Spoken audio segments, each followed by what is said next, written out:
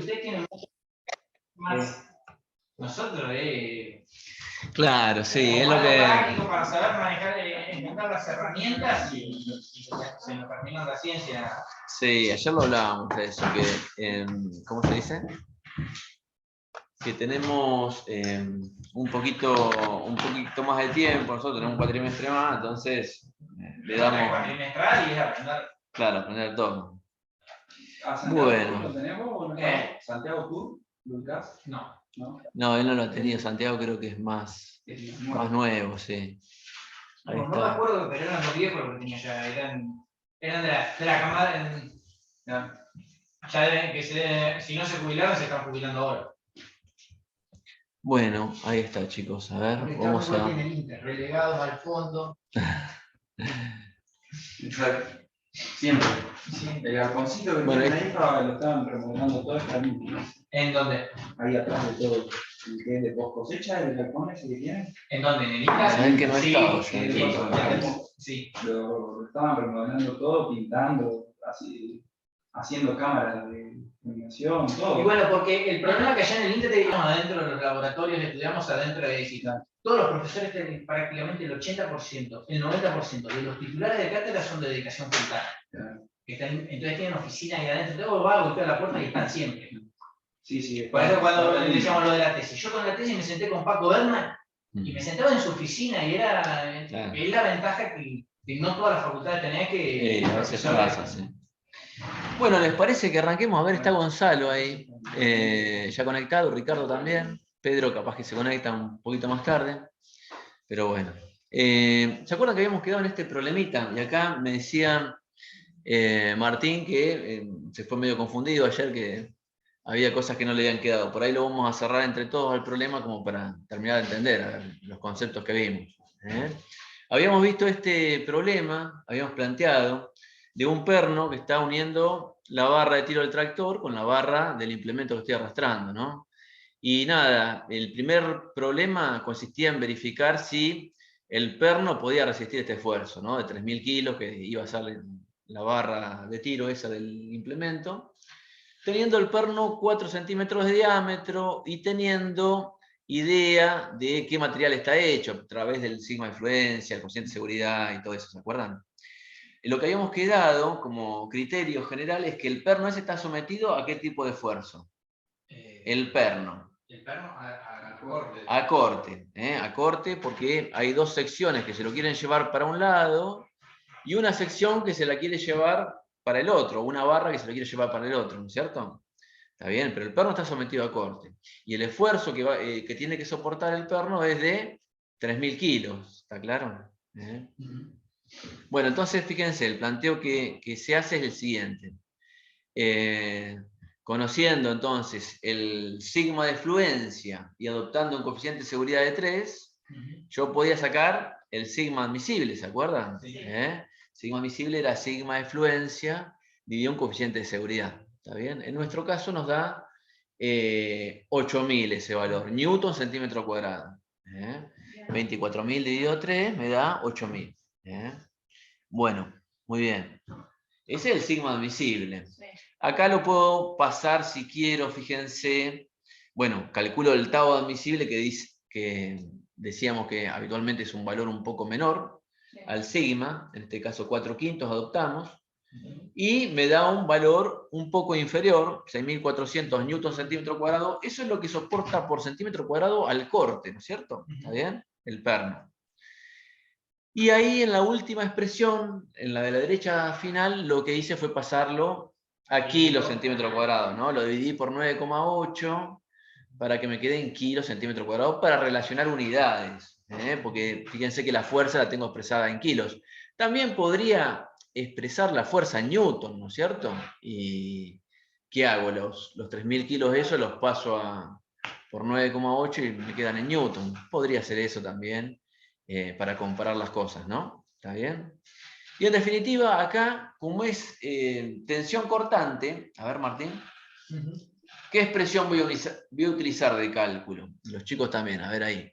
¿Qué expresión de cálculo uso? Digo que tau admisible, ¿entienden? Es fuerza sobre área. ¿Está bien? La fuerza es una tontería que serían 653 kilos. Claro, fíjense, ese es el tau admisible. ¿Cuánto aguanta por centímetro cuadrado el perno? ¿Está bien? Ahora saco el área. Y ahí lo que hice primero fue calcular el área que va a estar resistiendo el corte. Que fíjense, ¿qué expresión uso para el área? Pi por radio cuadrado. Claro, o acá, fíjense, pi por diámetro al cuadrado sobre 4. Sí. ¿Está bien? Es lo mismo, ¿no? Pi por radio al cuadrado que pi por diámetro al cuadrado sobre 4. ¿Está bien? Pero fíjense que no puse pi por diámetro al cuadrado sobre 4, ¿no? Puse 2 pi por diámetro al cuadrado sobre 4. ¿Entienden por qué puse 2? Bueno, en realidad porque la resistencia después la tengo que multiplicar, es doble el área. Son dos áreas que están aguantando ese esfuerzo. Estaríamos hablando de un área de 25, es un perno de 1 pulgada ese. Claro, 25, 4 centímetros es un poco menos de 2 pulgadas, ¿no? No, son 12,56 centímetros cuadrados por de área que tiene. No, el área de, digamos, del perno va a ser en el orden de 12 centímetros cuadrados, ¿está bien? Pero como son dos áreas, me da 25, ¿está bien? Eso es el área total, entre, digamos, sería, a ver, vamos a poner el puntero láser. A ver, puntero láser. Entre el área de acá arriba, ¿ven? Acá serán 12 centímetros y medio aproximadamente, y el área de acá abajo otros 25 centímetros aguantando el corte. ¿Entienden? Sí. Bueno, entonces, la tensión de trabajo, ¿cómo la calculo? Fíjense, la tensión de trabajo, el tau de trabajo, es la fuerza que estoy haciendo dividido el área que está resistiendo. ¿Cuál es la fuerza que estoy haciendo en realidad? 3.000 kilos, ¿entienden? El tau de trabajo, el tau al que estoy sometiendo la pieza, la tensión a la que la estoy sometiendo, es la fuerza, 3.000 kilos, dividido el área que está resistiendo, en este caso 25 centímetros cuadrados. Y ahí como tengo kilos en el esfuerzo y centímetros cuadrados en el área, la tensión me termina dando en kilogramos centímetro cuadrado, ¿no? Dice 119,4 kilos sobre centímetro cuadrado. A esa tensión estoy sometiendo al perno, a esa tensión de trabajo. ¿Qué puedo decir en consecuencia? El perno está sobredimensionado. Sí, o que el perno se aguanta bien esa fuerza. Estamos lejos, fíjense. Siempre tengo que verificar, consiste en eso. Poder dar fe de que el tau de trabajo o el sigma de trabajo, dependiendo el esfuerzo que esté haciendo y considerando, es menor al admisible. Si eso se da, decimos que está bien. Puede ser en algún caso que pase lo que vos decís, digamos, me sobra perno. Él dijo, recién Martín dice, está sobredimensionado. En este caso, para este esfuerzo, me sobra perno. Puede aguantar mucho más esfuerzo que eso, ¿no? De hecho, bueno, estamos verificando, ¿no? El tau de trabajo menor al sigma, al tau admisible, 119 versus 650. De hecho, el inciso 2 implicaba calcular la fuerza máxima que puede aguantar el perno. ¿Entienden? Sí. O para la cual está dimensionado ese perno. ¿Qué tengo que calcular ahí sería? ¿Qué les parece? ¿Qué expresión voy a usar? La admisible. Claro, la tensión admisible, que dijimos que es 650 kilos centímetro cuadrado, la multiplico por el área calculada que está resistiendo el corte, y eso me da la fuerza máxima a la que va a estar sometido el perno. ¿Entienden? A ver, lo vamos a hacer. Fíjense, la fuerza máxima que soporta el perno, entonces. De vuelta, es el mismo problema, ¿no? Siempre. Ahora, en vez de 3.000, quiero averiguar cuál es la fuerza máxima que puedo hacer acá, que puede aguantar el perno. Fíjense, planteo 653 kilos centímetro cuadrado. Bueno, relaciono un Q máximo, que es lo que tengo estos dos valores, ¿ven? Tengo la tensión admisible y el área. Despejo cuál es la fuerza máxima. ¿Está bien? ¿Se entiende, Martín? Sí. Bueno, ese producto, fíjense, y si lo hago, me da que claramente la fuerza es muy superior a la que estoy haciendo en este momento de 3.000 kilos. La fuerza máxima que puede aguantar el perno ese es 16.410 kilos. Inclusive les diría más yo, ¿esa es la fuerza máxima que va a aguantar el perno? No, esa es con un coeficiente de seguridad de 3. Claro, eso es con un coeficiente de seguridad de 3, es decir, estoy del sigma de fluencia a una tercera parte. ¿Se entiende? No es que si supero inclusive los 16.000 kilos, ya se me corta el perno, no. Tomé un coeficiente de seguridad además, ¿está bien? Pero bueno, siempre... Sería ese 16.410 por 3. Claro, sería 16.410 por 3, estaría en el sigma de fluencia. Todavía no estoy por romperme, estoy en el de fluencia. Ahí ya se empieza a deformar el perno, pero no se rompe todavía, ¿está bien? Pero siempre cuando yo dimensiono estas piezas, lo hago con, ¿se acuerdan? La idea es no acercarme a esa zona de deformaciones permanentes. Cuando ayer nos hablaba Richard de lo que es el par del tornillo, sería multiplicándolo por 3, sería el de fluencia recién. Ahí se empezaría a deformar la pieza de forma notable. Para poder, si sería mi par máximo de apriete en el tornillo. Sería, exacto. Estarías cerca de ese lugar, ¿está bien? Pasa que este perno, fíjense, 4 centímetros de diámetro tiene. Alto perno, ¿no es cierto? Perno, sí, no se usa. ¿Está bien? No, bueno, puede ser, pero es un perno interesante. Son 2 áreas, son 25 centímetros cuadrados. Bueno. Sería la fluencia al corte. Sí. Esa sería, fíjate, 16.000 kilos sería el sigma admisible recién, Dani. El sigma de fluencia estaría 3 veces encima de eso. Claro, ¿Está bien? Sería de corte, fluencia al corte. Exacto, O sea, exacto. Me puedo imaginar fluencia al corte. Está bien, pero estamos extensión resistente al corte. Se va a empezar a deformar, a desplazar una cara respecto a la otra. Eso es el corte. Desplazamiento de una cara respecto a la otra. No es un alargamiento, sino un desplazamiento de una cara respecto a la otra. ¿Está bien? Bueno, y el problema seguía, y decía, bueno, ¿qué pasa con la barra ahora? Esa es la fuerza máxima que aguanta el perno. ¿Qué pasa con la barra esta barra de acá, esta del medio? ¿Cuánto tiene que ser su dimensión para soportar ese esfuerzo máximo de 16.000 kilos? ¿Entienden? Ahora entonces el problema es otro. Ahora me planteo, la barra esa tiene que hacer 16.000 kilos, ¿está bien? Y la barra está sometida a ¿qué esfuerzo, decíamos? Tracción. Entonces ya, para tracción, la expresión es similar de cálculo, pero no es exactamente la misma, ¿no? En vez de tau, que es la tensión resistente al corte, tengo que usar sigma, que es tensión resistente a la tracción, que es un poquito más. Vamos a suponer, el problema decía, vamos a suponer que es el mismo material, el perno y la barra están hechas del mismo material. O sea, vamos a considerar el mismo sigma de fluencia, el mismo coeficiente de seguridad. Bueno, fíjense, a ver, el sigma admisible entonces, y esos son 816 kilos centímetros cuadrados. Tensión admisible, sigma admisible, tensión admisible a la tracción, ¿está bien? Y yo tengo que aguantar, fíjense, 16.410 kilos. ¿Qué es lo que tengo que averiguar, en definitiva? El área de la barra para aguantar ese esfuerzo, ¿entienden? Bueno, planteo sigma admisible, fuerza dividido área, el sigma lo tengo, y despejo el área, ¿no es cierto? El área será la fuerza esa, 16.410 kilos, dividido el sigma admisible. Y me da un área de 20,25 centímetros cuadrados, ¿entienden? Esa es el área de la barra. A ver, ahora vamos a ver una barra, y esa es el área que necesito.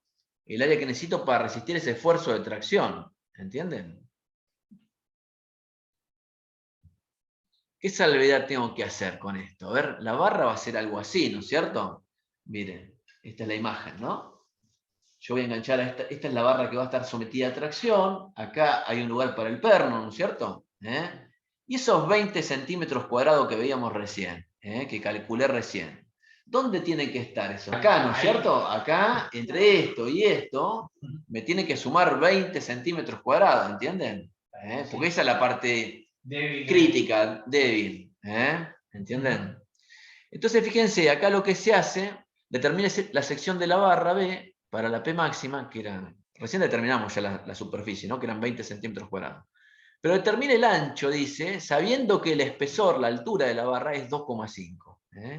¿Qué tengo que hacer? Altura será y la base, perdón, la altura es 2,5, el espesor, la base será X, ¿cierto? Despejo de ahí. Si yo despejo, fíjense, me queda que el ancho efectivo tiene que ser 8 centímetros, ¿no?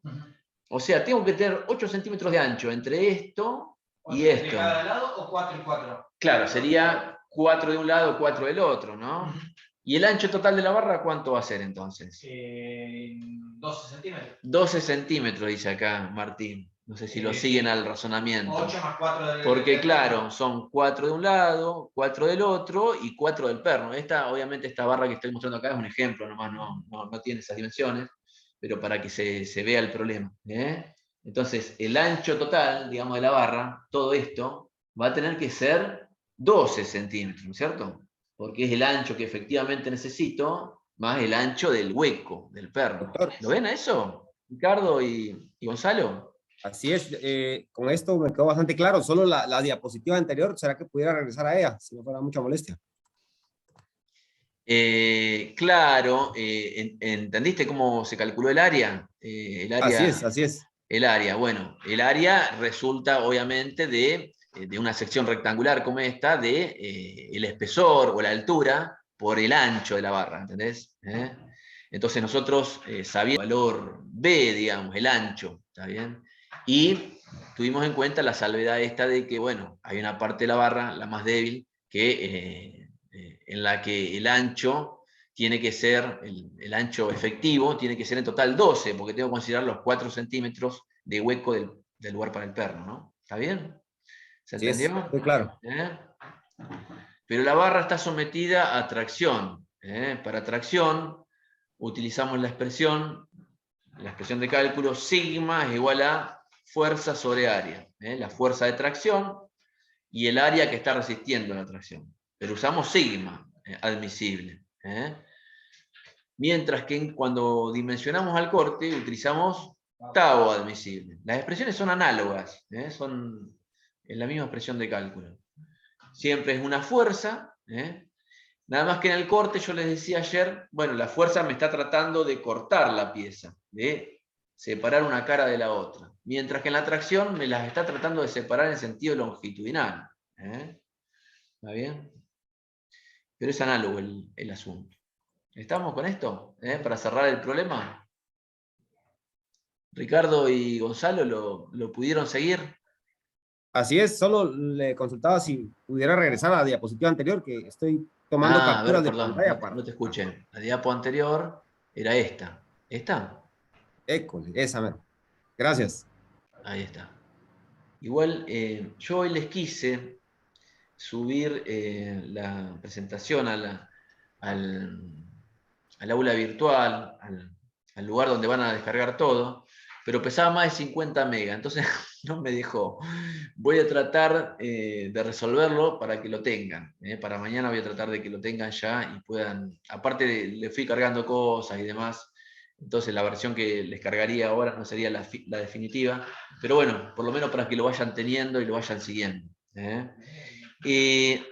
A ver, aprovecho. Mañana es el último día, claro. Mañana es el último día de clase. Miren acá. A ver si puedo. Esto. Salgo de acá. No sé si me va a dejar. Salir. Acá. Ustedes a Agro o LP. Bueno, ustedes pueden acceder. Lo que no sé es cómo es el usuario y la contraseña. Ya están habilitados. Ustedes acá tienen que ir al aula virtual. Aula virtual, no sé si lo están viendo. Yo estoy proyectando. Está proyectando la presentación. ¿Y por qué no estoy proyectando esto? Cuando compartiste solo la presentación, no la pantalla. Compartí la presentación, pensé que la pantalla había compartido. A ver. No me llegó nada que... Ningún mail con usuario o contraseña. No, yo lo tengo. Miren, a ver, acá escriben, ¿no es cierto, Dani? Ahí. Yo les estaba tratando de mostrar recién esto. En aula, en la página de la facultad, ustedes, particular, cargarle, si entran acá. Por eso, pero ¿con qué usuario y contraseña? Los de informática les pasé el mail de ustedes, el documento y el nombre. Entonces ellos los cargaron. ¿Llegó? Bueno. No, nada. Claro, porque fíjense, si yo entro acá, yo tengo varios cursos, ¿ven? Pero El de ustedes se llama así, mecanismos y transmisiones. ¿Ven? Sí. Entran acá y si yo me fijo, está... A ¿Y ver. qué usuario estoy? Y no sé, Martín, ¿por qué? No, pensé que... El usuario es tu nombre de documento. La contraseña... No, bueno, ahí le puedo No sé cuál te pone inicialmente. No, bueno, de última, si no, intento capaz que me pone recuperar contraseña y me va a tirar de... Sí, puede ser. ¿Dónde veo los usuarios acá, Dani? A ver. Abrir la Acá. solapita de la izquierda arriba. Sí. Están las 4 flechitas de la izquierda ya. Ah, acá. Ahí, sí. Y ahí participantes. Participantes. El segundo. Sí. El segundo, sí, lo ven. Participantes. Y fíjense, yo ya... ¿Ven? Ahí están los participantes. Martín, Pedro, Gonzalo, Tatiana, Dani, bueno, yo y Ricardo. Ya están todos matriculados en este curso al menos. Después, en la medida que vayamos cargando los distintos cursos de la maestría, van a ir estando matriculados y van a poder acceder a esto. Pero a esto deberían poder acceder. Es cierto lo que me dice Martín acá, que él no recibió un usuario y contraseña. Si no, audio me intentaron. ¿Hay en Wi-Fi? No sé si hay. Sí, En mi caso tampoco, doctor, no he recibido ningún correo. Mecánica. Si los tengo que... ¿Vos, Ricardo, no recibiste nada? Tu documento y contraseña. Negativo, no he recibido nada. No recibió nada él tampoco. Bueno, yo le voy a preguntar al chico de sistemas a ver cómo hacen. Capaz que es el mismo usuario la contraseña inicial, no lo sé. Pero les voy a preguntar. La contraseña de Wi-Fi. Sí, la contraseña del Wi-Fi. Ahora en el descanso, haceme acordar que te la doy. Bueno, ¿estamos? Ahora seguimos con esto. Telmo, te hago una Seguimos un consulta. poquito más. Sí, a ver. Digo, no sé en qué parte te ha guardado los videos, pero si no, se pueden subir, por ejemplo, o compartir con un Drive.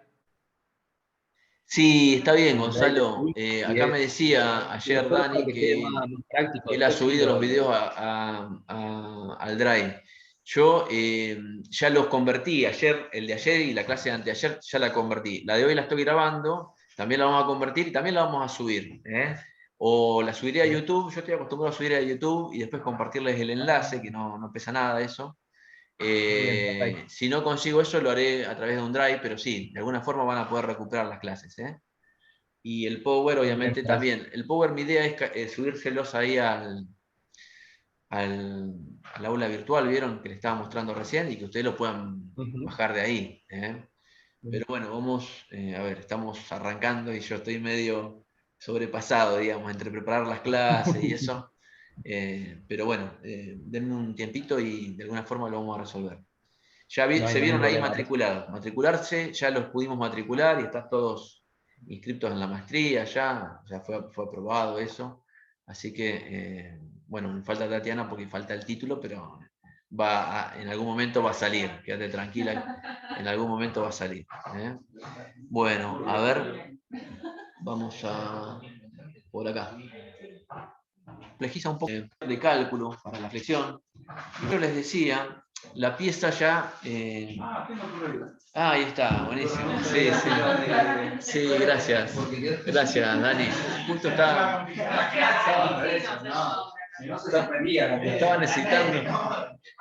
necesitando eso. Para la flexión, decíamos, a la pieza la voy a someter ya no a una fuerza como la tracción o en el corte, sino a un par de fuerzas, a un momento flector, que la va precisamente a deformar de esta forma, ¿no? De esta manera se va a flexionar la pieza.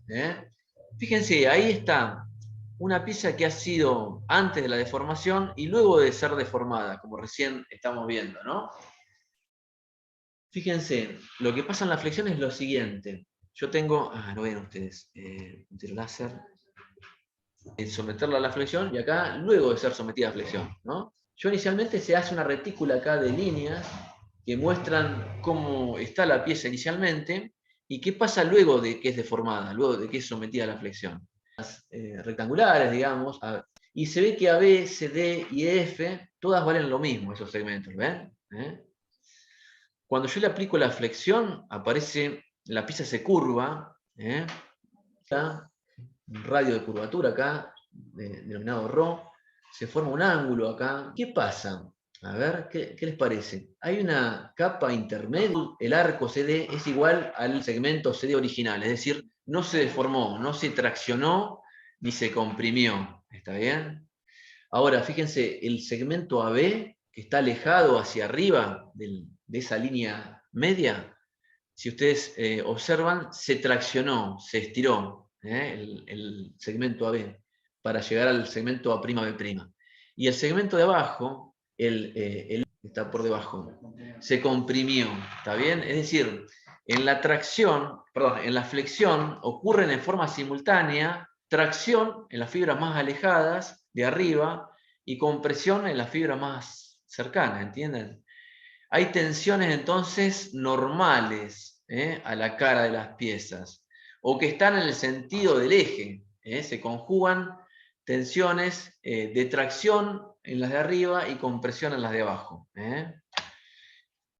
Si analizamos qué es lo que pasa, podemos decir, fíjense, el segmento AB original es igual al arco CD, inclusive después de la deformación, ¿no? Dijimos que el arco CD no se había estirado ni acortado. El radio de curvatura por un diferencial de ángulo, ¿no? El arco este CD es ρ por diferencial de phi, donde ρ es el radio de curvatura. ¿Está bien? Bueno. Fíjense, ¿cuánto vale A'B'? A'B' a una distancia de ρ más I, ¿no es cierto? ¿Está bien? El radio de curvatura que tiene la línea ρ más I, ¿no es cierto? Está alejadito. Ρ más I, y el arco A'B' va a ser ρ más I por el mismo ángulo, por diferencial de phi, ¿entienden? Entonces, obviamente, el alargamiento o el estiramiento es proporcional al alejamiento de la fibra neutra. Cuanto más se aleja, más se alarga. Y cuanto más cerca está de la fibra neutra, nada, menos deformación hay. Más se alarga o más se comprime también, ¿no es cierto? En sentido contrario, las fibras de abajo se comprimirán más en función también de cuán alejadas están de esa fibra neutra. ¿Está bien? Bueno, fíjense cómo sigue el razonamiento acá. La deformación total es A'B' y el segmento original AB, ¿no? Y acá, fíjense, A'B' menos AB, puedo decir que es igual a al arco A'B' menos CD, que era el segmento de la pieza, ¿no? ¿Está bien? Bueno, a ver. ¿Por qué uso CD? Porque, bueno, voy a reemplazar A'B' como ρ más I diferencial de phi, y CD, o el arco CD, ¿no? Es ρ diferencial de phi, habíamos dicho, ¿no? Fíjense, el arco CD, que sé que es igual al segmento CD, porque no se deformó esa parte de la pieza, se mantuvo tal cual, es ρ diferencial de phi, ¿está bien? ¿Y qué me queda de esta expresión? Menos ρ diferencial de phi, me queda que la deformación total es I diferencial de phi, ¿no es cierto? ¿Lo ven ahí? Muy bien. Y la deformación unitaria, es decir, la deformación unitaria es relacionar la deformación con lo que vale inicialmente el segmento que estoy considerando, ¿no? Bueno, la deformación unitaria, fíjense, es ρ más I diferencial de phi menos ρ diferencial de phi dividido ρ diferencial de phi, que es lo que vale a B. ¿No es cierto? ¿Ven? Acá tengo ρ diferencial de phi, que es lo que vale a B. Y delta B es lo que acabamos de deducir recién, ¿no? Ρ más I diferencial de phi menos ρ diferencial de phi, que era I diferencial de phi. Aquí me queda igual todo esto. Fíjense. La deformación. ¿Cómo vas, Martín? Bueno, es mucha deducción, pero fíjense, nada, me queda que la deformación, en definitiva, es proporcional a qué cosa. Claro, la distancia en la fibra neutra. Cuanto más alejado estoy de la fibra neutra, mayor va a ser la deformación, ¿no? Está bien. E inversamente proporcional al radio de curvatura, ¿no es cierto? ¿Y el radio de curvatura con qué tiene que ver? Si yo tengo un radio de curvatura infinitamente grande, ¿qué implica? O sea, Casi no hay deformación muy grande. Que no hay deformación, dice Dani acá. ¿Entienden? Que yo tengo un radio de curvatura infinito, que tiende a infinito. Quiere decir que la pieza no se curvó directamente, está como en la situación original, ¿no? Si no se curvó, no hay deformación tampoco, ¿entienden? Bueno, la deformación entonces es proporcional al alejamiento de la fibra neutra e inversamente proporcional al radio de curvatura. ¿Me siguen hasta ahí? Bueno. Se va a ir poniendo más difícil, pero bueno, tranquilos, vamos a llegar a una expresión de cálculo de tensión y quiero que entiendan esa expresión. ¿Se acuerdan que la tensión era igual, la tensión a la tracción, digamos, era igual a E por epsilon? Esto era la ley de Hooke, digamos. E por epsilon es igual al sigma. Claro, módulo de elasticidad. E es el módulo de elasticidad o módulo de Young. Que era la pendiente de la curva en la ley de Hooke, ¿se acuerdan? Era la pendiente. Cuanto más grande era E, más rígido era. Cuanto más pendiente tenían, era menos deformable la pieza, digamos, era más rígida. Módulo de rigidez se llama también. Bueno, y ahí, fíjense, lo que hice fue reemplazar el módulo de elasticidad, perdón, la deformación, que es I sobre ρ, ¿está bien? Sigma es el módulo de elasticidad por I sobre ρ, ¿está bien? Después lo vamos a usar a esa expresión. Y acá termino despejando 1 sobre ρ, que lo vamos a usar en una expresión posterior, como sigma sobre el módulo de elasticidad y sobre el alejamiento a la fibra más alejada. ¿Está bien? Muy bien. Esto lo vamos a retomar ahora. Fíjense, ahora algo que me interesa que vean de acá. Bueno, ¿qué les parece? En una pieza que es sometida a flexión, el esfuerzo de flexión que va a recibir la pieza, o las tensiones, mejor dicho, ¿van a ser iguales en toda la pieza? No. ¿O dónde van a ser máximas? Hacia el extremo van a ser. Hacia el extremo, dice acá el compañero, voy a tener las máximas tensiones, como se ve ahí. ¿Ven? La máxima tensión la tengo en la fibra más alejada. Inclusive, en el centro de la pieza, ¿qué tensión hay? 0, no tengo tensión, porque la pieza ahí no se deformó, no se alargó ni se comprimió, ¿entienden? Entonces, en la flexión, no es que toda la pieza aguanta lo mismo, como pasaba, por ejemplo, en la tracción o en el corte, que en toda el área yo tenía la misma tensión, y toda el área resistía de la misma forma. No, acá guarda, las zonas más alejadas soportan más que las zonas cercanas al centro. Las zonas cercanas al centro, vamos a ver, no aportan nada prácticamente a la flexión. Y las zonas más alejadas son las que más aportan a la flexión. ¿Está bien? Las tensiones, por un lado, las deformaciones van a ser máximas en la zona más alejada. Y también las tensiones, siguiendo la ley de Hooke. Las tensiones son proporcionales a las deformaciones, ¿se acuerdan? Bueno, eso es lo que me indica esta imagen. Las tensiones varían con el alejamiento de la capa neutra, de la línea neutra. En la línea neutra son nulas. Y las máximas se producen proporcionalmente, linealmente, con el alejamiento a la fibra neutra. O sea, en la mitad de la sección, o en un cuarto de la sección, van a valer la mitad de la tensión. ¿Está bien? Bueno, ahora se va a complicar un poquito más todavía. Pero bueno, no se agobien con esto. Es una deducción que nos va a servir para entender la expresión final de dimensionamiento a la flexión. Cuando yo someto a flexión una pieza, fíjense, le aplico ya no una fuerza, como en tracción o en corte, sino que le aplico un momento flector externo, ¿no? Un par de fuerzas, que, yo les decía la otra vez, flexionan a la pieza. Es un par de fuerzas, ya no es una fuerza, sino que es un par de fuerzas, un momento que llamamos flector. Internamente tienen que aparecer en la pieza, así como internamente aparecían en la tracción y en el corte tensiones internas que se resistían a esa deformación, internamente tienen que aparecer en la flexión tensiones internas que compensen ese momento flector, ¿entienden?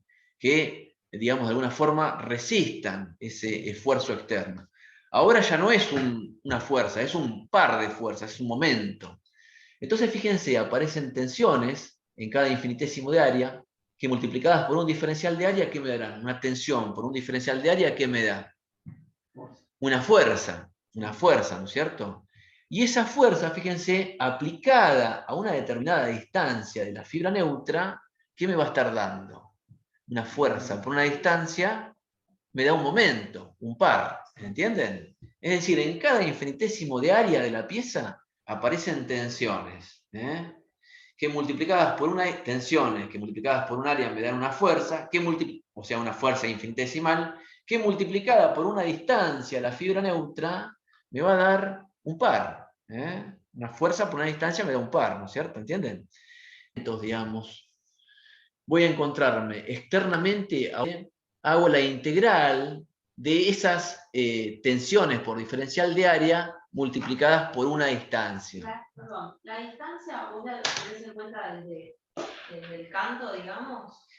Claro, la distancia, Tatiana, lo que vamos a ver ahora, claro, la distancia con que cada una de estas tensiones, fíjense, cada elemento de la sección va a aportar a la flexión, ¿está bien? Pero para que haya una flexión primero tiene que haber un punto de apoyo. Sí, o sea, yo tengo externamente algo que me hace hacer esto, que me hace flexionar a la pieza. Internamente lo que aparecen son tensiones que contrarrestan eso, que se aguantan eso de alguna forma, ¿entienden? Ahora, lo que tienen que tener claro ustedes es que cada uno de estos infinitésimos de área va a ayudar a la flexión, pero no van a ayudar todos de la misma forma. ¿Por qué? Primero porque aparecen tensiones que van a ser distintas, ¿no? Recién vimos que las tensiones más grandes están en la parte más externa, ¿está bien? Acá va a haber tensiones mayores. Y paralelamente, esta área, infinitésimo de área de acá, más alejada, ¿cómo? Mucho mayor que, por ejemplo, una sección que está acá cerquita de la fibra neutra, ¿entienden? Entonces vamos a ver que nos interesa para la resistencia, no solamente la forma y el área, sino que nos interesa también la posición que va a tener la pieza. Vamos a ver que va a influir distinto. Esta pieza yo les decía así, aguanta muy poquito la flexión, soporta muy poco, porque tiene muy poquita área alejada de la fibra neutra.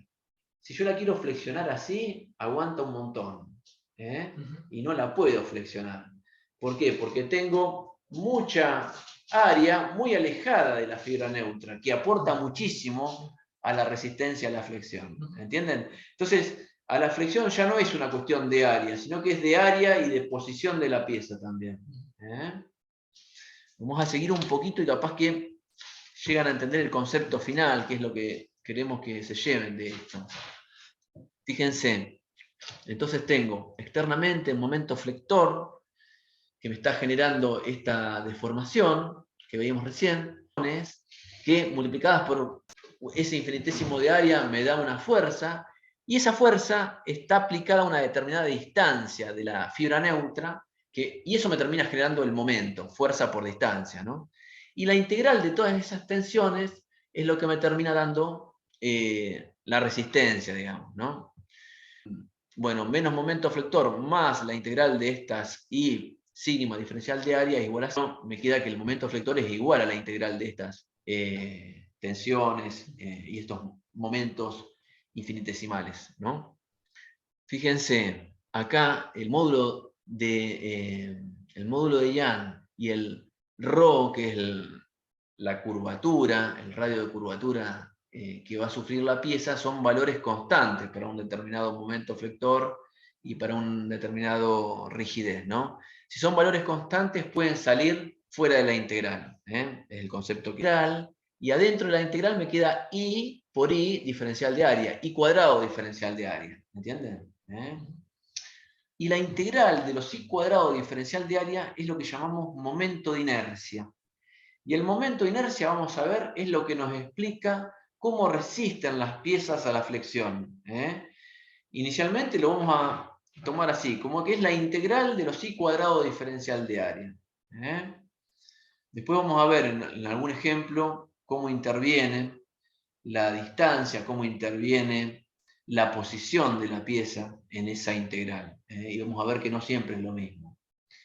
Fíjense, a esto entonces, a la integral de los i cuadrado diferencial de área, lo llamamos, ¿por qué no me lo muestran? A esto lo llamamos momento inercia.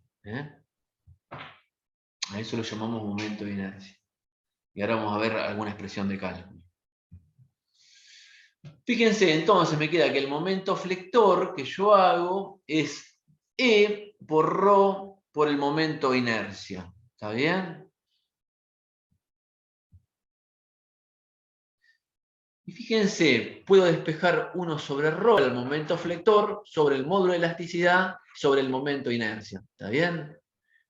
En definitiva, la curvatura que voy a generar en la pieza, ¿cómo va a ser? Fíjense, proporcional, cuanto mayor sea el momento flector que yo le genero, más se va a curvar, ¿no es cierto? ¿Y con qué se va a defender la pieza? Una, con el módulo de rigidez. Cuanto más rígida sea, menos la voy a deformar, menos curvatura le voy a generar, ¿no? Y también con el momento de inercia se defiende. Cuanto mayor sea el momento de inercia de esa pieza, cuanto mayor sea la integral de las distancias al cuadrado respecto de la fibra neutra, más va a resistir, ¿ven? Y menos se va a curvar. ¿Entienden? Fíjense que acá, de esta expresión que tenía acá, que me la traje de una deducción previa que hicimos, despejo también 1 sobre ρ y me queda que es igual a sigma sobre el módulo de elasticidad, poniendo acá, ¿ven? 1 sobre ρ también puedo decir que es sigma E por I, donde I era la distancia a la fibra neutra. ¿Está bien? Despejando, fíjense, el módulo de rigidez, lo voy a anular, cancelar, digamos. Y en definitiva, ¿qué me queda acá? Fíjense, la expresión de sigma, la expresión de tensión cuando estoy sometiéndola a flexión a la pieza, ¿no? La tensión ¿a qué es igual? Al momento flector dividido el momento de inercia. Fíjense que este I, de alguna forma me dice cómo va a ser la tensión, ¿no? ¿Dónde va a ser la tensión máxima? Decíamos. Donde I sea máximo, digamos, en la capa más alejada. Esa va a ser la capa más sometida a tensión.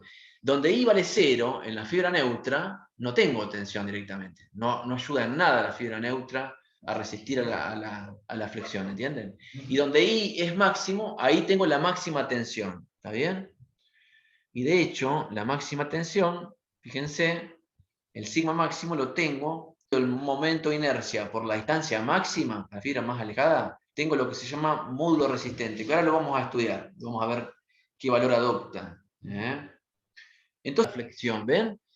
Así como usamos sigma es igual a fuerza sobre área para calcular a la tracción y a la compresión, y usamos tau es igual a fuerza sobre área para calcular al corte, en flexión usamos esta expresión, sigma es momento flector dividido módulo resistente. Se ríe Tatiana porque dice todo esto para llegar a sigma, momento flector dividido módulo resistente. Pero fíjense que ahora sí estoy relacionando. ¿Por qué sigma? Porque acabamos de deducir que hay tracción y compresión en la flexión. Sí. Entonces uso sigma, la tensión resistente a la tracción. El esfuerzo ya no es una fuerza ahora, es un momento flector. Y la pieza ya no se defiende con el área, sino que se defiende con lo que se llama módulo resistente. Hola, Ricardo, buen día. El módulo resistente es en función del material. Las distancias a la fibra neutra. Está bien. Ahora vamos a ver un ejemplo. Claro. Tiene que ver con cómo aporta, qué cantidad de I tengo, la sumatoria de los I. De las distancias a la fibra neutra, de cada infinitésimo de área. No, pero vas a ver ahora, Gonzalo, vas a ver que es muy importante dimensionar a la flexión. La mayor parte de los perfiles, digamos, de la maquinaria está sometida principalmente a flexión. Entonces yo tengo que saber dimensionar la flexión, que es lo que vamos a hacer ahora en algún ejercicio. Vamos a aplicar toda esta teoría a algún problema como para bajarlo a tierra. ¿Está bien? Por ejemplo, ¿Cómo?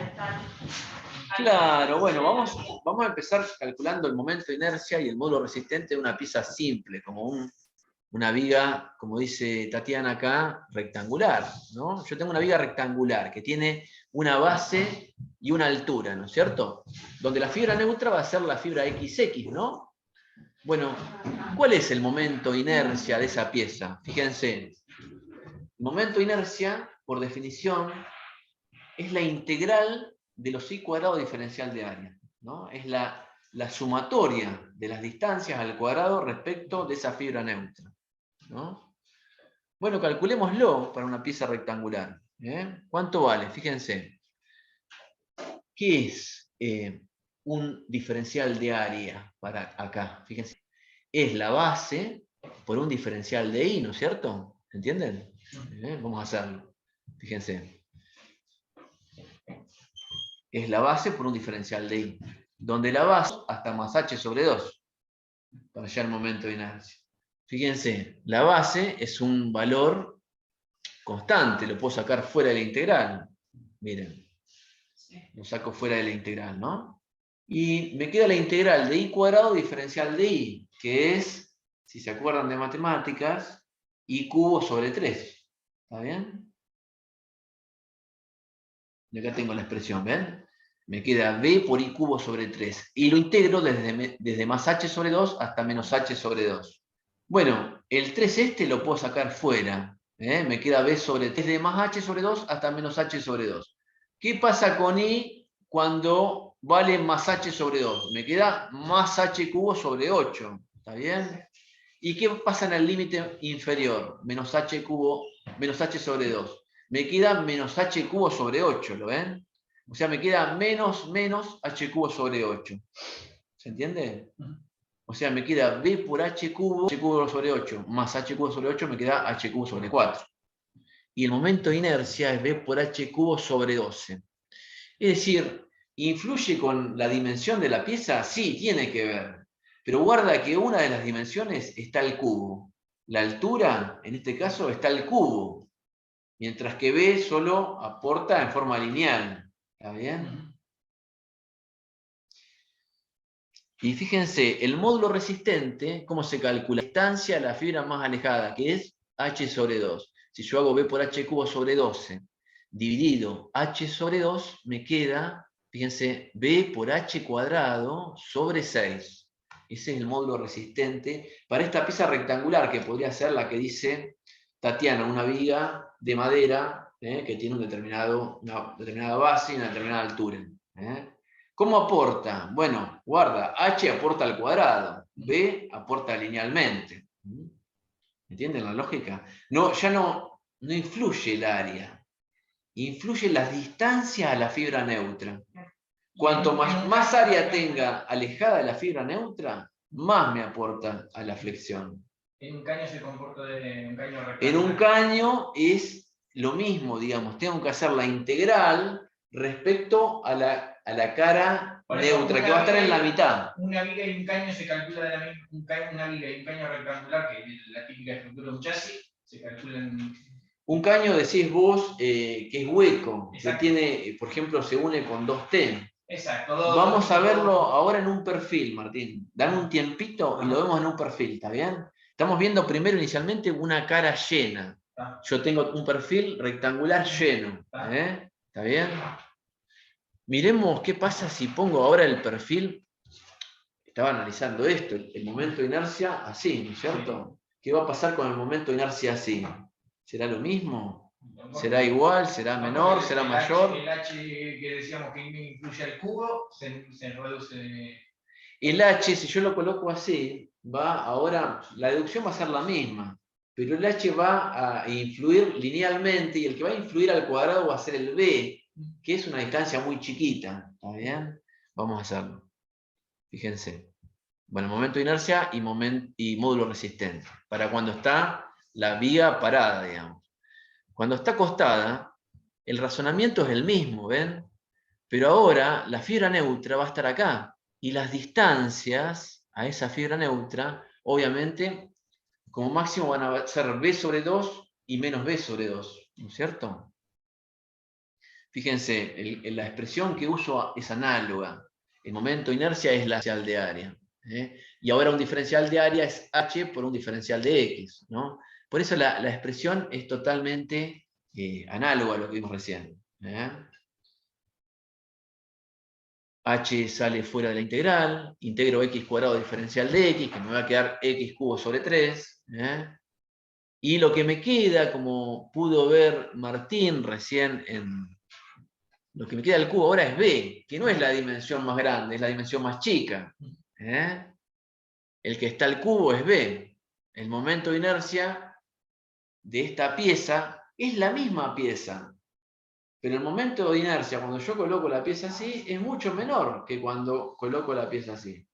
Esto me está explicando básicamente por qué aguanta más la pieza a la flexión cuando está en una posición que está en otra. Porque no aguanta en función de su área, sino en función de su momento de inercia. ¿Está bien?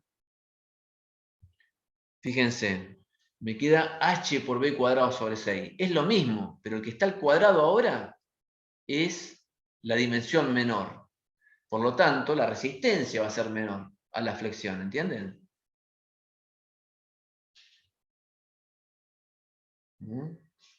Bueno, fíjense.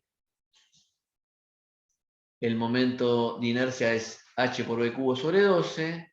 El módulo resistente es h por b cuadrado sobre 6. Porque en el módulo, para el cálculo del módulo resistente, más alejada que ahora es b sobre 2. ¿Está bien? Y me queda h por b cuadrado sobre 6. ¿Lo siguen hasta ahí? O sea, esto me explica por qué aguantan distinto las piezas a la flexión en una posición que en otra. Y bueno, porque el área, o mejor dicho, la integral de las distancias es menor. Las distancias al cuadrado esas es menor. Aguantan menos. A ver, acá tenía, por último, la comparación. En uno me queda b por h por b cubo sobre 12. Y acá tenía un ejemplo, qué sé yo, si tomo 4 centímetros de h y 2 centímetros de b, el módulo resistente, fíjense, vale más del doble. En una situación así vale más del doble que así. ¿Está bien? Entonces, ante un mismo material, un mismo sigma, si yo tengo el doble del módulo resistente, puedo aguantar también el doble o más del doble de momento flector, ¿entienden? Soporta mucho más a la flexión. Y el material es el mismo, ¿no? Empleé el mismo material, porque es la misma pieza que está en una posición o que está acostada. ¿Está bien? ¿Se entiende? Martín recién me preguntaba de los perfiles. Fíjense los perfiles. Es cierto, en la maquinaria se usa mucho perfiles para el dimensionamiento, para que lleven las cosas y demás, ¿no? Perfiles que van soldados entre sí. Y bueno, a un perfil doble T, ¿qué es en definitiva? Fíjense, es una pieza a la que se les puede decir, se le sacó toda esta parte interna de acá, que aporta ¿cuánto? A la fibra neutra, ¿ven? Toda esta parte aporta muy poquito a la flexión. Y yo le dejé esta parte que está muy alejada y que aporta mucho a la flexión, ¿entienden? En un perfil doble T.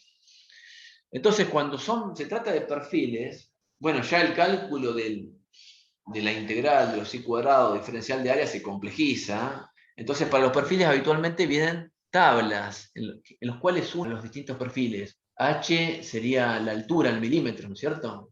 Este valor en milímetros. B es este valor en milímetros también. Y dados de los distintos perfiles, el área me va a servir para calcular ¿a qué, por ejemplo? A la tracción, a la compresión, al corte, voy a usar el área. Pero bueno, ahora el área, fíjense, es una pieza ya más rebuscada. No es base por altura como... Es una pieza rebuscada. Entonces, bueno, ¿cómo determino el área de los perfiles? Bueno, ya en una tabla, los perfiles están estandarizados, y en una tabla viene cuál es el área, cuál es la dimensión, cuál es el área. Y para dimensionar a la flexión, que es algo muy importante que vamos a tener que hacer. ¿Qué voy a usar para dimensionar a la flexión? Fíjense, el WX, el módulo resistente, o el IX en centímetros a la cuarta, ¿eso qué será? El momento de inercia. ¿entienden? O el WX, que es el módulo resistente, ¿ven? ¿Cuál es la integral de los I cuadrada? En una pieza que es así, tan intrincada, rebuscada, obviamente me lo dan en una tabla. Entonces yo puedo hacer el cálculo de, yo les decía, la expresión que uso es sigma admisible es momento dividido WX, con el sigma del material y con el momento flector máximo que yo calculo, puedo despejar el WX que necesito. Y entro a la tabla a partir del WX. ¿Entienden? Digo, bueno, necesito tal WX. ¿Qué perfil me lo da? Bueno, necesito, no sé, si necesito 100, por ejemplo, acá tengo el IPN 160, me da ese WX. Pero fíjense que ese mismo perfil, si yo lo tengo que usar acostado, ¿sí? Fíjense el WX, el WI ahora, cuando está acostado, es 14. Si necesito 100, me voy a tener que venir hasta si lo uso acostado, porque a la flexión no aguanta lo mismo, obviamente, si está en esta posición que si está acostado. ¿Entienden? Por eso la validez de estas tablas y la importancia del uso de estas tablas cuando yo voy a dimensionar a la flexión. No aguantan lo mismo las cosas en una posición que en otra. ¿Por qué? La fibra neutra, cuando está en esta posición, es mucho mayor que cuando estos de acá, ¿entienden? ¿Lo pueden ver a eso? Sí. Pero yo, mira, lo que me refería es a un caño cuadrado. ¿Se comporta de la misma forma que una viga maciza? No, obviamente. A esta pieza yo le saqué todo esto. Esto aguanta mucho menos que si la pieza fuese maciza. Aguanta menos. Pero bueno, también pesa mucho menos. Y yo le dejé la parte más alejada de la fibra neutra, que es la que más aporta a la flexión, ¿entendés? Ahorro material por un lado, pero le dejo secciones o partes, digamos, que aportan mucho a la flexión. ¿Está bien? Está bien. Bueno, hacemos un pequeño recreín y hacemos un problema como para relacionar todo esto. ¿Está bien? Esto de la flexión. Hacemos un pequeño recreo, a ver. ¿Cómo vamos con la hora? Yo le voy a meter un bocadillo, a ver, que piensen un poco las máquinas que vienen en el campo. ¿Dónde hay flexión? A ver, vos, por ejemplo, que andás mucho con máquinas, andás con acelerador. A mí lo que se me ocurre es el chasis, seguro. ¿Pero el chasis de qué? ¿De qué máquina? ¿De qué máquina un chasis sabe? No, está sometido a carga grande. Acá tenemos una imagen, por ejemplo. ¿Dónde está la Por flexión? ejemplo. Y en el cuerpo del arco del cincel. Cada una de esas fuerzas va a generar una flexión en ese bastidor. Otra que es grande, a ver, que está tan de moda ahora que con esas posicionadoras grandes y al lado llevan un... Está tan de moda esos carros que... Ese tiene un chasis que resiste mucha flexión. Sí, Ricardo dice el carro tolva, la cosechadora. No tiene un eje en medio. Sí, pero el eje.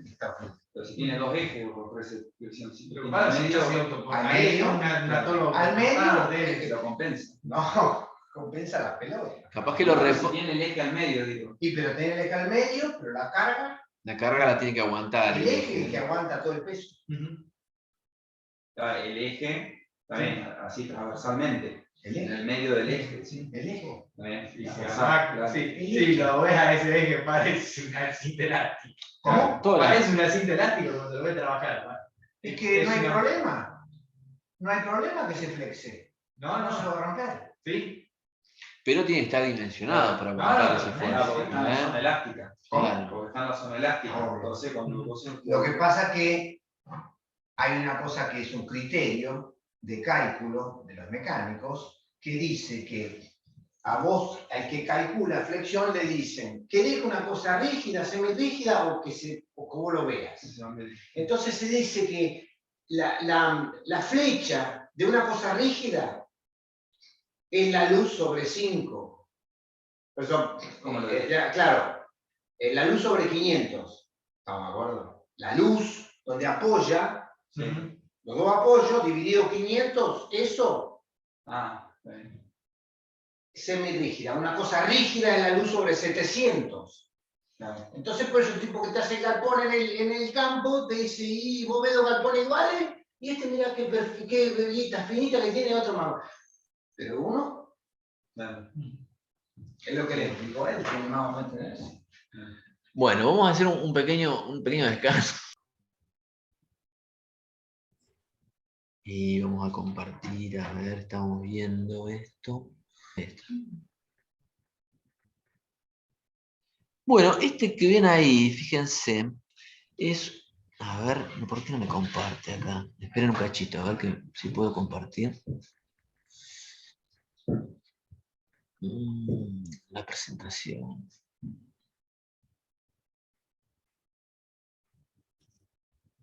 Ahí está.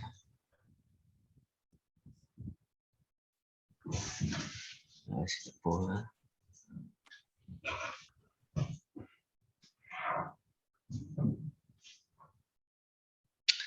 ¿Por qué, Dani, acá no me aparece en la pantalla el PO? Ahí sí lo ve, y acá no veo, ¿ves? A ver si me ayudas. Mirá, ¿qué pongo? ¿Compartir? Sí, pero a ver, permiso. Sí, dale. Quiero ver si te quedó en algún lado. Sí. Sí, porque tenés puesto, ves que la flecha está acá, Sí. si te vas para la derecha aparece la flecha ahí. Ah, sí. Lo tenés en configuración de extender en vez de duplicar sería. F4 función era la que vos le ponías. Sí.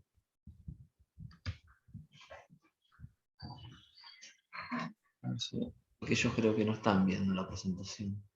Recién la estaban viendo. Ahí te saco. A ver. Voy acá a Zoom. Sí. Zoom, compartir. Sí. Y ahora el Power pongo. Ah, no, todavía no está, no estoy. Claro. Voy a habilitar de vuelta. Screen. Voy acá, al Power, y empiezo a reproducir la presentación. Ahí está. Yo les estaba mostrando, quiero que hagamos algún cálculo, qué sé yo, de por ejemplo, un cincel, ¿no? Tiene los arcos rígidos. Y fíjense, acá se ha hecho como un esquemita, ¿no? De lo que sería un láser acá. Puntero. Un plano, y acá se está representando ese plano, que tiene 3 montantes, ¿no es cierto? Bueno, voy a tratar de simplificar esto como para llevarlo a un sistema de fuerzas, ¿no? Y poder hacer algún cálculo. Fíjense, bueno, ahí están los planos, les decía. Estoy analizando uno de ellos y me llevo ese plano con las tres fuerzas que podemos asumirlas como fuerzas puntuales que están en algún lugar de ese perfil. Y bueno, en definitiva esto es, ¿no? O sea, un lugar, un perfil que está sometido a 3 esfuerzos puntuales. Fíjense que en la imagen anterior se veía, acá, esto estará en definitiva agarrado acá, en 2 lugares, ¿no? O en 3 lugares, o en 4, como en ese caso, pero nosotros lo simplificamos a 2 puntos, ¿no? Donde van a estar las reacciones, ¿no? Que serán acá, ¿está bien? En los extremos de ese perfil. ¿Entienden? Lo que quise simplificarlo en este diagrama de fuerzas, ¿no? Tengo un perfil que va a estar sometido a 3 las reacciones que estarán en los extremos. Traté de hacer algo que sea simétrico para simplificar el asunto. Podría ser asimétrico y bueno, tendría que usar algún otro cálculo, ¿no? Pero fíjense, ahí tengo 2 reacciones entonces, ¿no? Que están equidistantes. Tengo 3 fuerzas que son P1, P2 y P3, y acá tomé, fíjense, un valor máximo que podría asumir que van a tener esa fuerza. ¿Se acuerdan que la vez pasada hicimos un cálculo de un perno y asumíamos que como máximo aguantaba 750 kilos cada uno de esos cuerpos? Bueno, vamos a asumir que cada uno de esos como máximo va a llegar a 750 kilos, ¿no? Bueno, la idea es, determinar cuál es el esfuerzo cortante y de momento flector que va a sufrir ese perfil en cada uno de los puntos. Pedro, ¿podrás silenciarte? A ver, ahí está. Bien, gracias. Fíjense, ahí están las distancias que estamos asumiendo de cada uno de los puntos. 0,5 metros, P1 de RAI, y también P3 de RBI, y luego 1 metro en el centro. No está a escala el dibujo, pero bueno, vamos a hacer esa asunción. Bueno, tenemos 3 fuerzas de 750 kilos, entonces. Si es todo simétrico y equidistante de las reacciones, ¿cuánto deberían valer las reacciones? ¿Me pueden decir? Tengo 3 fuerzas de 750 kilos. 1500, Claro. 2250. 2250 serían todas las fuerzas hacia abajo, ¿no es cierto? Sumarían. Entonces la reacción... 1125 kilos. Bueno, o sea, acá uno de los compañeros sumó las 3 fuerzas que me deberían dar 2250, habías calculado. 2250. 2250 es la sumatoria de las 3 fuerzas hacia abajo, ¿no? Entonces dice, bueno, entre las 2 reacciones, para arriba tiene que sumar también 2250. Y entonces cada una de las reacciones, si esto está, digamos, es simétrico, no veo que haya todas las fuerzas son iguales y las distancias son iguales, entonces las reacciones deberían ser similares, deberían sumar también 2250. Pero si no fuera así, ¿está bien? Si no fuera simétrico, ¿qué tendría que hacer yo para calcular cada una de las reacciones? Yo no sé si se acuerdan de estática, pero lo que tiene que hacer es sumatoria de momento en algún punto. Tienen que tomar momento en algún punto. Por ejemplo, yo acá estoy tomando sumatoria de momento, fíjense, en A. ¿Ven? La suma de momentos en A, en el punto donde está aplicada la reacción en A. Y bueno, ¿qué fuerza genera un momento? Fíjense, tomo positivo horario, más horario a la pieza respecto al punto, si lo tengo fijo acá en A, me hace girar en sentido horario, y P1 tiene una distancia de 0,5 respecto al punto A, ¿está bien? Más P1 por 0,5. Fíjate, P2 en sentido horario, todo el sistema, más P2 por 1,5 respecto al punto A, más P3 por 2,5, fíjense que no está a escala el gráfico, pero bueno, sería ese el razonamiento que haríamos. La única que genera un momento antihorario respecto al punto A, menos RBI por 3 metros, ¿no es cierto? Que sería la distancia entre RBI y el punto A. ¿Lo ven a eso? El razonamiento que hago. Y bueno, ¿y qué es lo que tengo que despejar de acá? ¿Cuál es la duda? Sería, tengo todas las fuerzas, todas las distancias, y la única fuerza que yo desconozco es RBI. ¿Está bien? Despejo, perdón, toda la sumatoria de estas fuerzas de todos estos momentos me da 0, ¿no? Está en equilibrio esto, ¿está bien? Dejar de acá cuánto vale RBI. Fíjense, RBI está negativo en esta expresión de arriba, lo paso al otro miembro positivo, RBI por 3 metros, y luego voy a pasar el 3 metros dividiendo. Sumatoria, igual, y pasé 3 metros dividiendo. ¿Lo ven? Esto después lo van a tener, quédense tranquilos, yo se los voy a... Traten de mirar la expresión y de entender de dónde sale. Y acá, fíjense, P1, P2 y P3 que valen 750 kilos. Y cada una está 1,5 y 2,5 P3. Y todo dividido 3 metros. Y entonces, ¿esto qué me debería dar? La cuenta que vos hiciste en el aire, así dijiste, bueno, sumo las 3 fuerzas y la divido por 2, porque tiene que estar, deben ser iguales, RAI y RBI, si las distancias son iguales, ¿no? ¿Está bien? Y fíjense, realmente me da 1125 kilos. ¿Está bien? Si hacen esa cuenta, les da 1125 kilos.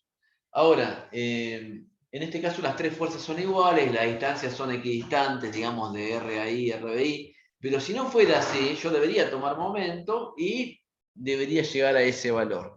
Fíjense, para despejar RAI haría lo mismo, pero tomaría momento en el punto B, ¿está bien? Y me quedaría RAI como incógnita. Si tomo un momento en B, ahí me queda, fíjense, RAI con un momento positivo por 3, fíjense, P1 ahora genera un momento antihorario respecto al punto B. P2 también antihorario por 1,5 y P3 por 0,5. ¿Lo ven a eso?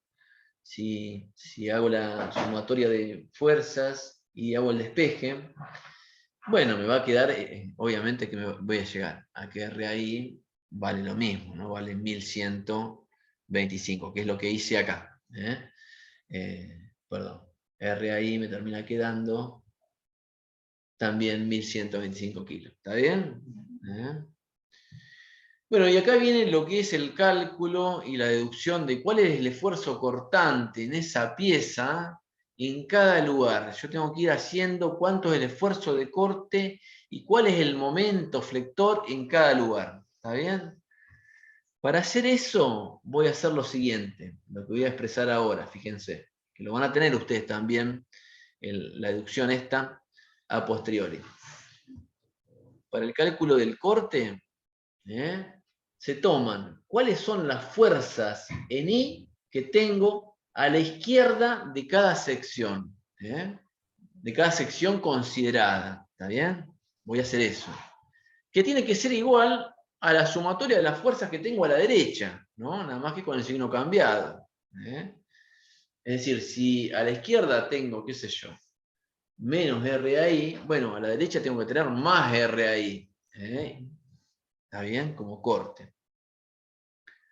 Vamos a empezar a hacer eso en cada sección y vamos a ir viendo cuánto vale el corte en cada lugar. Fíjense, si yo tomo el corte, acá voy a tomar 4 puntos distintos. A y el punto B, que va a ser el punto donde están las reacciones. Puntos C, D y E, que son los puntos donde están aplicadas las cargas puntuales, que son cada uno de los arcos, ¿no es cierto? ¿Está bien? Bueno, por ejemplo, en la sección A voy a tomar corte. Cuando es corte, tomo a la izquierda y a la derecha de cada una de las fuerzas puntuales que están aplicadas. Por ejemplo, acá RAI es una fuerza puntual. Entonces va a tener sentido que tome a la izquierda y a la derecha. Fíjense, a la izquierda de A, si me fijo a la izquierda de la sección en A, no hay nada, ¿no es cierto? Entonces el corte ahí es 0. ¿Está bien? Parto de 0. A la izquierda de A no tengo nada. Ahora me pongo a la derecha de A, un infinitésimo a la derecha de A, y me fijo cuáles son las fuerzas que tengo a la izquierda, en el sentido perpendiculares a ese eje. Esas son las que me hacen corte, las que me tratan de desplazar una cara respecto a la otra. ¿Está bien?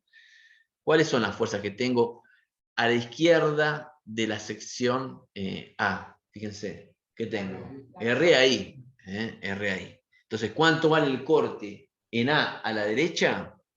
Es considerar las fuerzas que tengo a la izquierda de esa sección. Acuérdense, a la derecha de A, me pongo a la derecha, me fijo que tengo a la izquierda, que recién lo acabamos de deducir, que vale 1125 kilos. ¿Está bien? Bueno, entonces a la izquierda vale 0, a la derecha vale 1125 kilos el esfuerzo cortante. Y ese esfuerzo cortante, si me fijo acá en la imagen, va a seguir siendo lo mismo, inclusive hasta el punto C tomado a la izquierda de C. Si tomo corte en C a la izquierda, puedo decir que vale lo mismo que el corte en A a la derecha, es decir, vale lo mismo, sigue valiendo la reacción en A en I, que son 1125 kilos. ¿Está bien? Ahora, si yo me pongo a la derecha del punto C, ¿cuánto vale el corte? Fíjense, va a valer, claro, RAI para arriba, menos P sub 1, que está hacia abajo. ¿Está bien? Este menos de acá me quedó mal. No va ahí. Vale, más 1125 hacia arriba, menos 750 kilos hacia abajo. Eso me da 375 kilos hacia arriba, positivo todavía. Es decir, el corte en C a la derecha son más 375 kilos. Y eso sigue siendo lo mismo, fíjense, hasta que me voy acá, hasta un infinitésimo antes de D a la izquierda, ¿no? Si me pongo y tomo el corte en D a la izquierda, sigue siendo lo mismo. A la izquierda sigo teniendo, solo el corte sigue valiendo lo mismo. O sea, vale C derecha, digamos. Claro, es decir, muy bien, como dice Tatiana acá, si me fijo cuánto vale el corte en D a la izquierda, es lo mismo que el corte en C a la derecha. ¿Está bien? Vale, sigue valiendo 375 kilos. ¿Está bien? Ahora si me pongo el corte en D a la derecha, a todo lo que tenía antes, ¿qué tengo que hacer? Sumarle la fuerza P2 que ahora apareció, que me tira todo para abajo, ¿no? Y que vale también 750 kilos. Es decir, a los 375 positivos que venían en D a la izquierda, ahora le voy a sumar P3 hacia abajo, que también vale 750 kilos. Ahora lo vamos a ver acá. Ahí está. El corte en D a la derecha es más RAI menos P1 menos P2. Entonces, a 1125 le sumo menos 750 y también menos 750 de P2. Y eso me da menos 375 kilos hacia abajo. ¿Está bien hasta ahí? Bien. Seguimos por abajo. Hasta ahí llegaba al punto D a la derecha. Y lo que me falta es ver el corte en E y en B.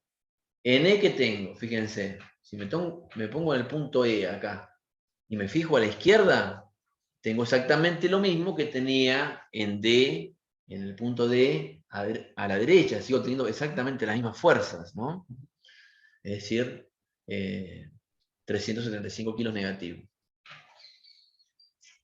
Pero si me pongo en E a la derecha, voy a tener, fíjense, lo mismo que tenía hasta ahí, y ahora se me suma P3 hacia abajo, negativo, ¿no? Entonces tengo P3, y eso me totaliza menos 1125 kilos en ese punto, en E a la derecha, ¿no? Si me fijo acá cuánto es el corte, es menos 1125 kilos. Y fíjense, como control final de todo esto, yo me fijo, ¿cuánto es el corte acá? Un infinitésimo a la derecha, a la izquierda de B, y sigue siendo lo mismo. Y un infinitésimo después, o sea, un poco después de B, ¿qué tiene que ser? Lo mismo más RBI, y eso, como dice Martín, me tiene que dar 0, ¿no? Que es lo que vale RBI 1125 hacia arriba, ¿no? ¿Está bien? Fíjense, acá lo tengo. Hasta ahí, hasta B a la izquierda es menos 1125, y cuando hago en B a la derecha, y lo hago, y eso me permite controlar todo, fíjense, es lo mismo, nada más que le tengo que sumar RBI, que apareció ahí. Entonces es menos 1125, acá lo resumí de esta forma, más 1125, que es RAI, menos 3 veces 750, porque valen lo mismo, peso 1, 2 y 3, más RBI. Y si hago toda esa cuenta, y acá aparece RBI, que le suma 1125, todo esto me da 0, como les decía. ¿Está bien? Todo esto que hice hasta acá, lo voy a graficar en un diagrama de corte. ¿Está bien? Y el diagrama me va a dar esto. Esto que tienen acá, ¿ven? El 0 lo tengo acá. ¿Y dónde están los máximos cortes? En este caso. Están cerca de las reacciones, en A y en B. Ahí tengo los máximos esfuerzos cortantes. Acá entre A y C vale 1125, lo mismo que entre E y B, que vale también 1100. Después, entre C y D valen 375 kilos. Y lo mismo entre D y E, nada más que con signo negativo, pero es lo mismo, ¿no? No tiene sentido eso del signo, es una convención nada más. Valen lo mismo, nada más que en uno para un lado y en el otro para el otro. Y acá, en el punto D, va a valer 0 el corte. El corte va a valer 0. Acá en este punto. En A pasa por 0 también, y en B pasa por 0. Y eso más bien tiene una implicancia. ¿Está bien hasta ahí? Los máximos cortes lo van a tener cerca de las reacciones. Bueno, vamos a ver ahora con todo esto qué es lo que pasa con el momento flector, que es lo que queremos determinar.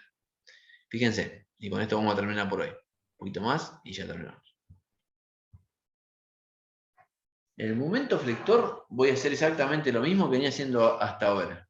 Nada más que en vez de tomar cuáles son las fuerzas que tengo a la izquierda, voy a tomar cuáles son los momentos de las fuerzas que tengo a la izquierda de la sección considerada.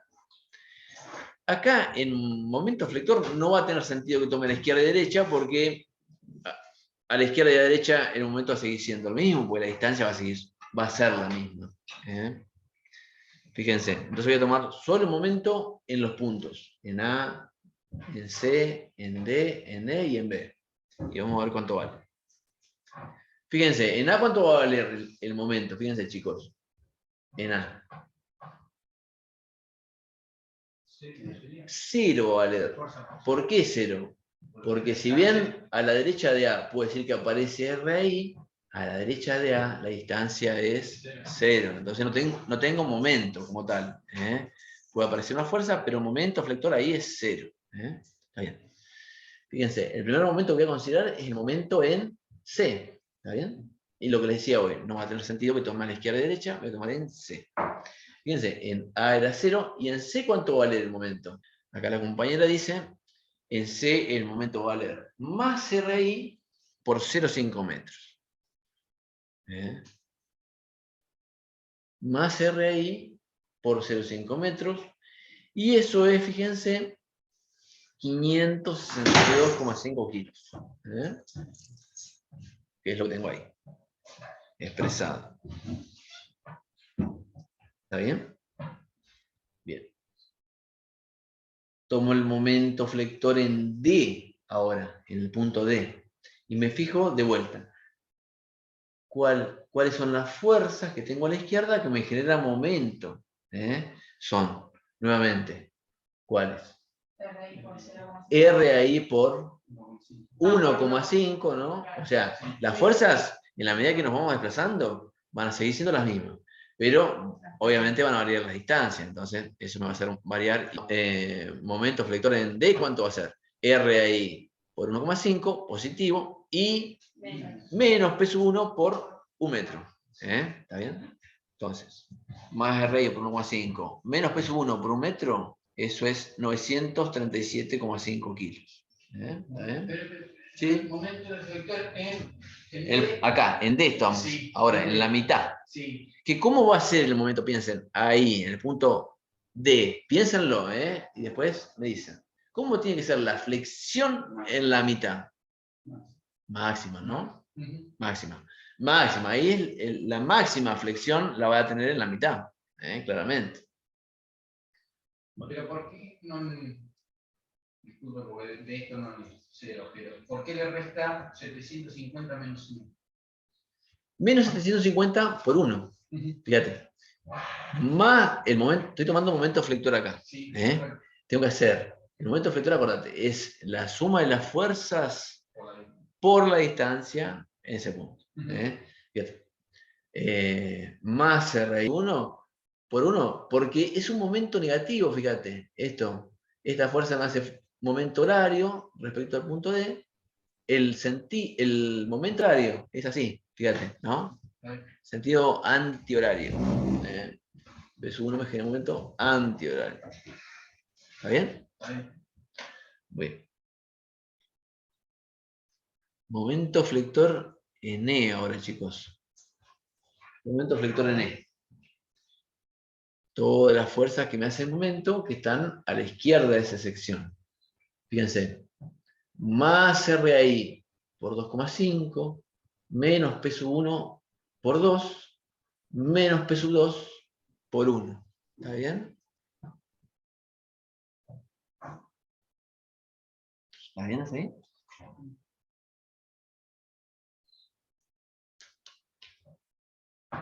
Fíjense. Si hacen esa cuenta, ¿cuánto les da el momento flector? 562,5. Claro, eso. Fíjense, es exactamente lo mismo que en C. Pues simétrico el problema. ¿Está bien? Voy a hacer el momento flector en B para controlar. ¿Para controlar qué? Que me debe dar 0. Fíjense, vamos a hacerlo.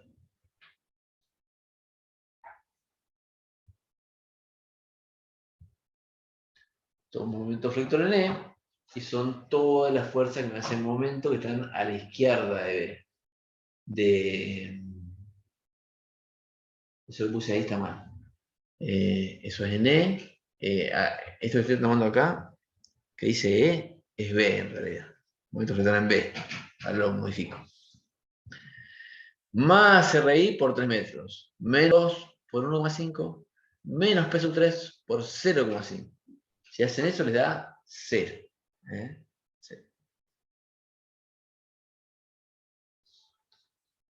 Y ese es el diagrama de momento flector que tiene, final.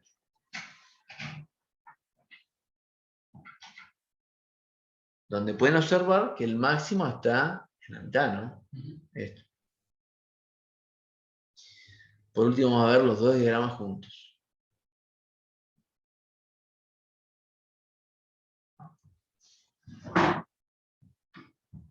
Los diagramas juntos me permiten ver lo siguiente. El corte siempre es la pendiente del momento. O sea, el corte me dice cómo es la pendiente de la función que tengo abajo. Fíjense. Este es el diagrama de corte que hicimos antes, ¿no? Fíjense. ¿Cómo es la pendiente entre A y C era el punto segundo, ¿no? Sí. Entre A y C. Positiva y grande la pendiente. Ahora es positivo y mayor. Fíjense, en positivo, pero un poco menor. Fíjense. Positivo. Entre D y E. Negativo y menor. Fíjense, D y E. Negativo para abajo. ¿No? Y entre E y B es negativo y más pendiente negativo. ¿Lo ven eso? ¿Y dónde está el máximo momento? Ahí, fíjense. El momento acá toma todos los valores. De un valor positivo a un valor negativo. La pendiente, digo. Entonces, en el momento donde el momento va a ser máximo, donde el corte pase, fíjense, de positivo a negativo. Acá. Ahí está el máximo momento flector. Por último, para terminar, fíjense. Por hoy. Si tengo que dimensionar a la flexión, voy a usar esto, ¿no? Vamos a suponer. Encima de fluencia 2200 y tomando como 100 de grados, 880 kilos centímetros. Esto, ¿no? Flexión. Momento flector máximo dividido XX. Fíjense. A ver.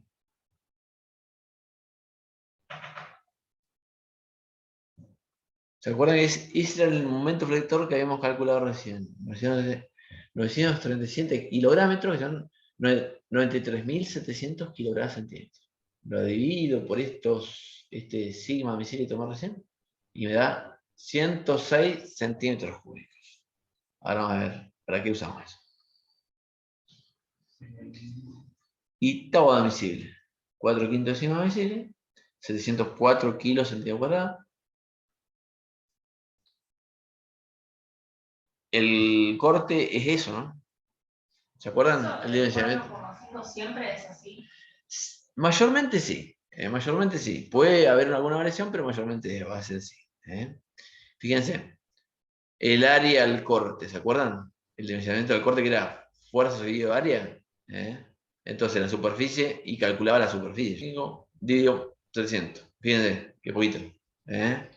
Siempre acá. Siempre mayormente la flexión va a ser el esfuerzo que más me va a someter la pieza. Perdón. No el corte. Me perdí un toque. Ahí, en el corte. La S que me estaba simbolizando. El área, ¿te acordás? El área, claro, sí. claro, Okay. claro. El área. Fíjense, por último. ¿Se acuerdan que decíamos perfiles? Vamos a suponer un doble T, como decía recién. ¿Qué perfil me da más de 106 centímetros cúbicos? Fíjense. 160, cuando obviamente lo ponemos vertical, ¿no? O el 360, yo lo voy a poner horizontal. a la flexión. Y al corte, ¿cuál? Cumple con los centímetros cuadrados que yo decía, ¿viste? ¿Vieron? Bueno, cualquiera de los dos me da los centímetros cuadrados. Acá, perdón. Claro. 97. Claro. ¿Está bien? En general es a la flexión que están. Muy bien. ¿Qué hacemos, Ricardo? ¿Un pequeño descanso de vuelta? ¿5 minutos? 5, Y es ¿no? demasiado pesado, Sí. para que no descanse. Yo ahora le voy a dar cosas todas muy sencillas, pasamos a la dinámica rapidísimo. Descansamos 5 minutos, chicos. Pongo esto y vamos a ver si llegamos a desgranar, que si no lo vamos a ver. Si no, es muy largo esto. Perdonable. No, y que el engranaje también es largo. Y alguna cosa van a preguntar 5 porque los minutos. que están más cerca, que tienen más cerca. Descansamos. Buenas tardes, profesor. Hola. Está hablando Ricardo. Hola Ricardo, ¿cómo le va? Gracias a usted. Bien. Bueno, hoy vamos a tocar el tema cadenas y engranajes si nos alcanza un rato el tiempo. Bueno, acá lo que yo preparé es algunas fotos de la inmensa cantidad de lugares donde se usan cadenas en la maquinaria agrícola. Fundamentalmente en la maquinaria agrícola. No la vamos a ver tanto en los tractores, obviamente que no, pero sí en la maquinaria agrícola. Las cadenas, como ayer vimos las correas, y dijimos, ¿qué dijimos de las correas? Dijimos que era un elemento para transmitir potencia a velocidades medias y altas, y potencias medias y altas también, posiblemente. En la maquinaria no potencia muy alta, en la maquinaria fija, como por ejemplo la que hace a la ingeniería forestal, sí potencias altas. Cuando yo hablo de potencias altas, hablo de 300 HP, cosas así, tirado en una máquina. No hay máquinas en la Argentina ni en otros lugares del mundo que tomen por la toma de fuerza 300 caballos. 120, 150 y ahí nos quedamos. En la Argentina.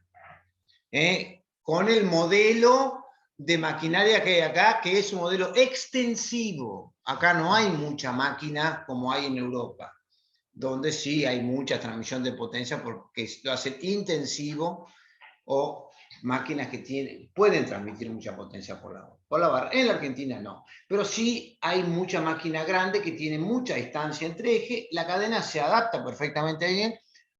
Al revés, para velocidades bajas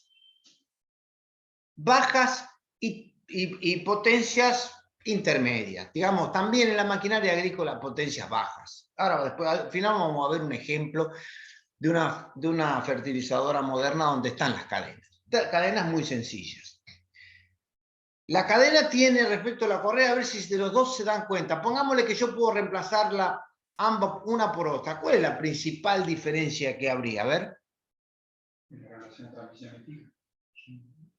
La relación de transmisión fija, o sea, no hay patinamiento. Y también otra cosa, que es que puede aceptar una relación de transmisión mucho más alta, porque no necesita tanto arco de contacto como hablamos ayer de la correa. ¿Estamos de acuerdo? Bueno, ahora nos vamos a dedicar a ver fotitos muy lindas de... Bueno, por ejemplo esto. Fíjense qué hermosa transmisión de cadenas. Esto es un mixer. Muy usado en los tambos, muy usado en los filot, usado también en otros que suplementan, un mixer. Un mixer tiene velocidad muy baja, torques muy altos, ¿sí? Y acá ven todo tipo de cadenas. El mando viene por acá están las cadenas de salida, esa es otra cadena más. Toda la transmisión se hace con cadenas. ¿Por qué se hace con cadena? Porque si yo quisiera hacerlo con un engranaje, no puedo hacerlo. Tendría que poner cárdanes entre un lado y el otro, porque fíjense la distancia que yo tengo de este, que es el piñón que está acá abajo, la distancia de diámetro que hay.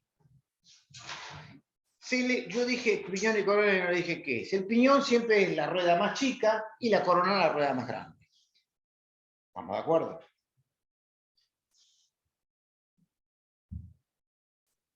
Acá tienen que No se puede hacer con la correa. A ver, fíjense lo que pasa acá. Póngale que este es el mando, ¿no es cierto? Acá, este gira para acá, pero resulta que este puede girar para el otro lado. Entonces puedo tener 3 engranajes, 2 que giren para un lado y 2 que giren para el otro. Cosa normal en los rodillos de las picadoras y en algún otro elemento más. Eso no se puede hacer con la correa. Porque esto, con 4 o 5 dientes que enganchen acá, ya hace girar esto. Acá tienen otra transmisión de cadena. Fíjense la relación de transmisión. Acá debe haber uno. Van a ver, el nivel de batería es muy bajo.